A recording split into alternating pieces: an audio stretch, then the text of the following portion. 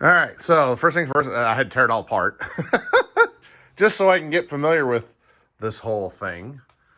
So, and I figured we got some clearance issues. You can see right there. But, you know, this isn't unexpected from a Vario fuselage. So the first, that I had to tear out everything to see what was going on and get in here and because it's not my helicopter. So I got to get familiar with how stuff goes and where it's at and all that kind of good stuff. But the first thing I had to do, because I couldn't get this off without taking the head off. And I was like, that is unacceptable.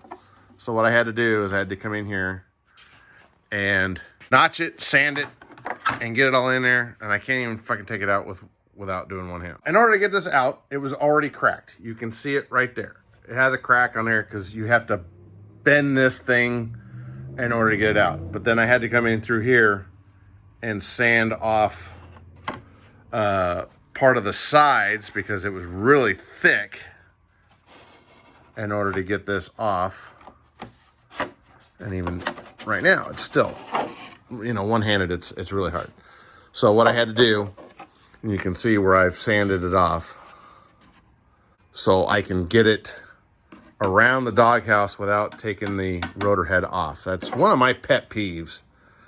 I like being able to get into the doghouse without taking too much off. You got screws in here and all that sort of stuff, but for the most part, I want to be able to get in to all the stuff. So, you know, you gotta kind of work this. It's definitely easier with two hands when you're not trying to videotape.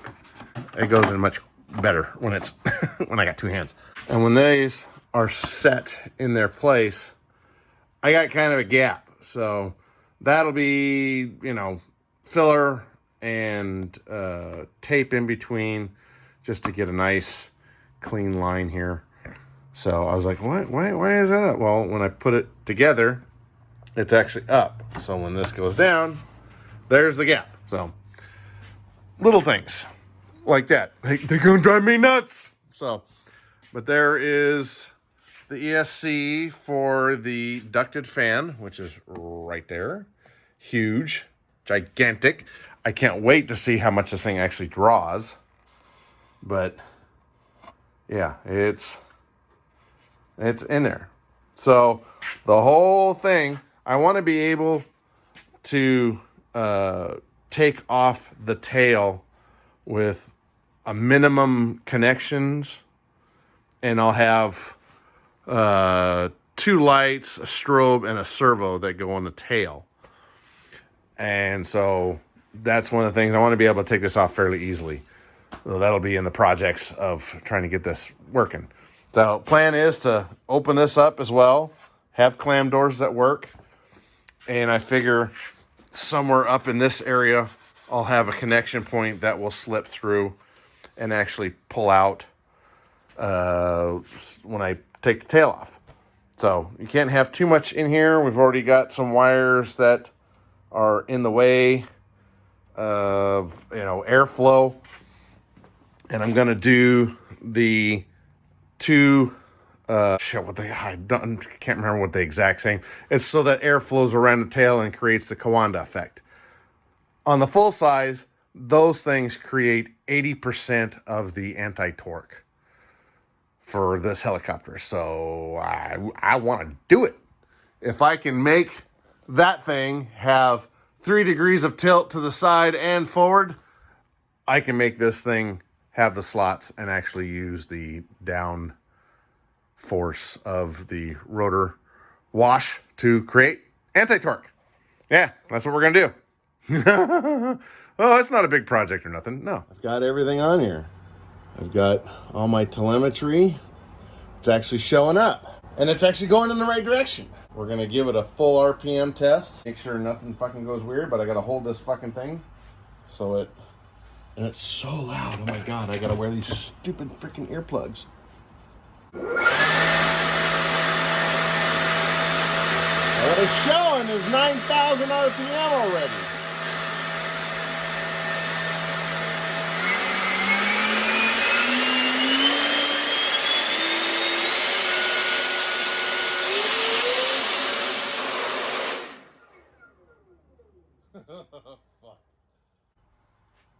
sucking a lot of goddamn juice. That was the cover that went on. 100 amps. Fuck. Now I'm gonna put a couple screws down in there. All right, so we're trying this again. After I secured the little flap that he's got down in there, I saw that this thing was over 100 amps already. So we're gonna see. That fucking thing is sucking it up hard.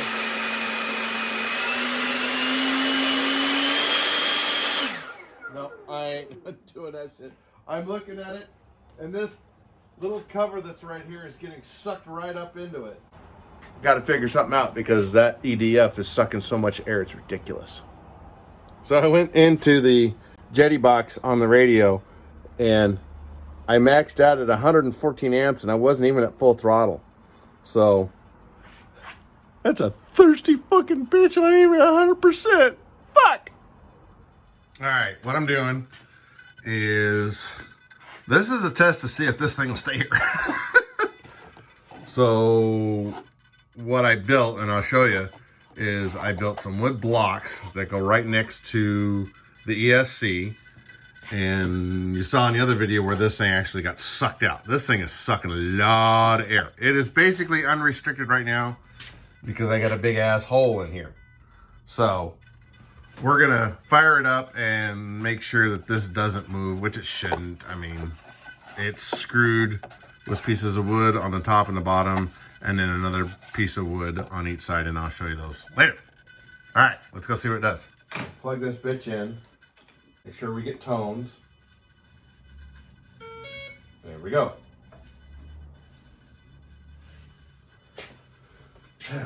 Just to make sure that this bitch doesn't frickin' move.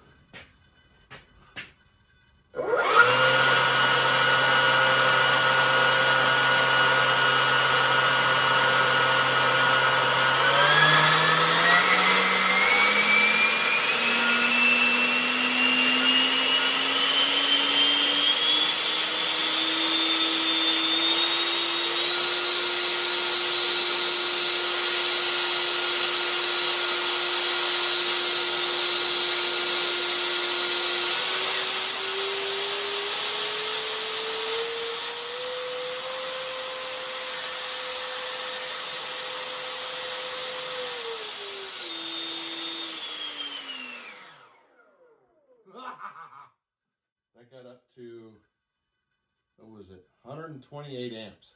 Oh, wow.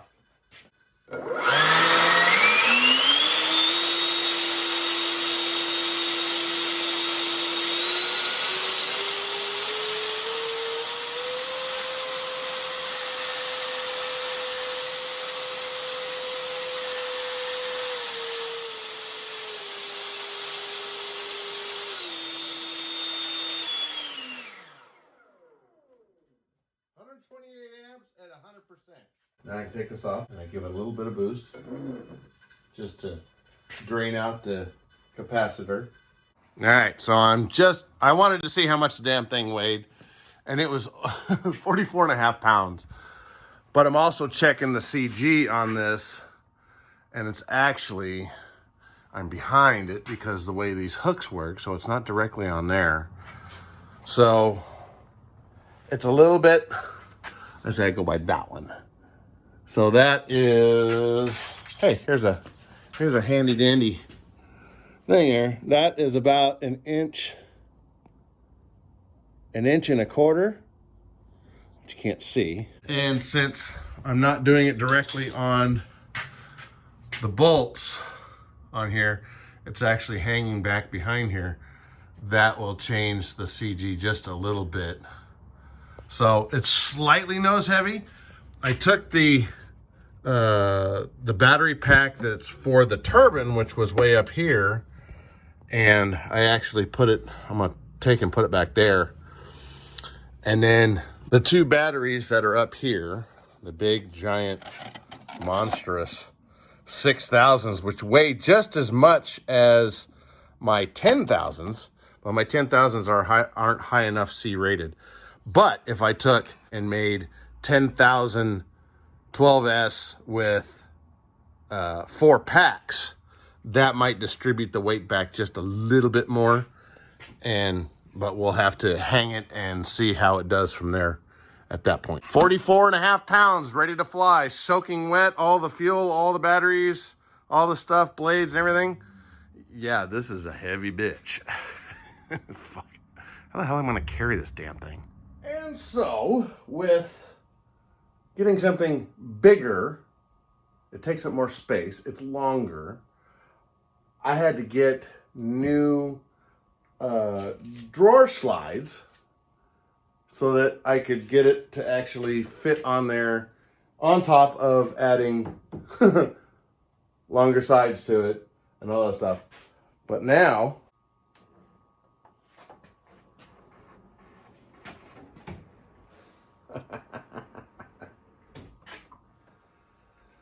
now it fits way out here. And I can turn this thing 360 degrees on here without having to do the table, the up and down table, because it was kind of taking up all that space. Now I get my table back. But yeah, this thing will do 360 degrees.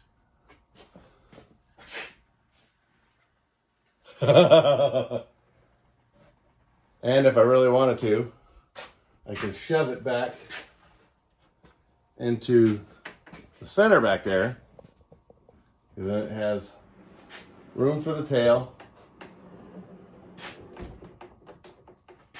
and it's kind of out of the way, and I have all of my space over here that I can still use. Also, I can just pull this out a little bit, make sure it clears everything. Nope, not to that point. But at least to that point, then I can take and shove this all back in, and at least my drawer here is perfectly in line with my table, so I have all the space that I can get to in here. So yeah, there we go. I'm building something. It's not what you want me to build, but I'm building something.